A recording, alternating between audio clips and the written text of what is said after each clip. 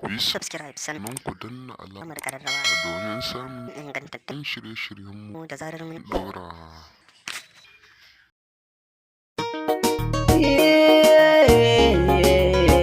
Kin yaudare ni ya gare ni san ba su kone, rashin masoyi ke sa aikokawa wayo kaina.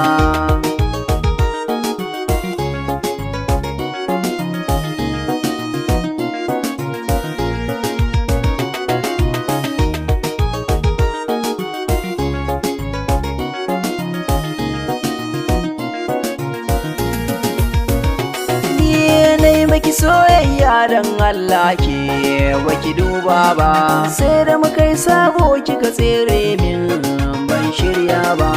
Alƙawari kika karya soyayya ta zama gaba, in na tuna ki dare ko bacci ba zan rantsa ba.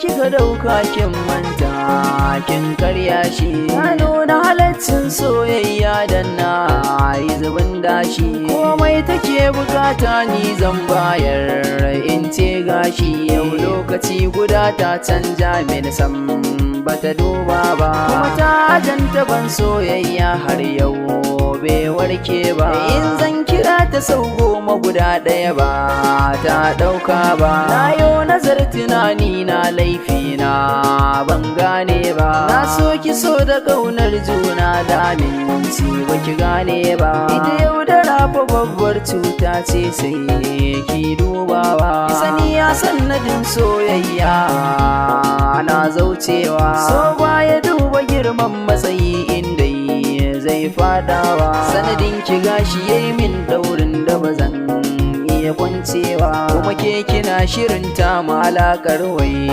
ta yankewa. Lallai yana tunani a dare rana mai rudarwa, ni da ce mafarki na yi bacci na yi ban farkawa. An san mu kowa dangi a tare da ke ba mu ware ba, kowa ya san mu ya san mu a tare da ke baki duba ba. An ce kina ina sai dai in yi jigun ban amsa ba, daga kanki na rufe soyayyar ma ba zan kara ba. Amma ina ta roƙon afuwa gunki karmi gaba, wanda ya yi ma soyayya kai mai ba aibo ba. Amma cikin masoyinki na gaskiya sai ki aje ni gaba, na so ki so kamar da mahaifi so ban daina ba. Daga kanki ne na gane shi dai so ba ƙarya ne ba,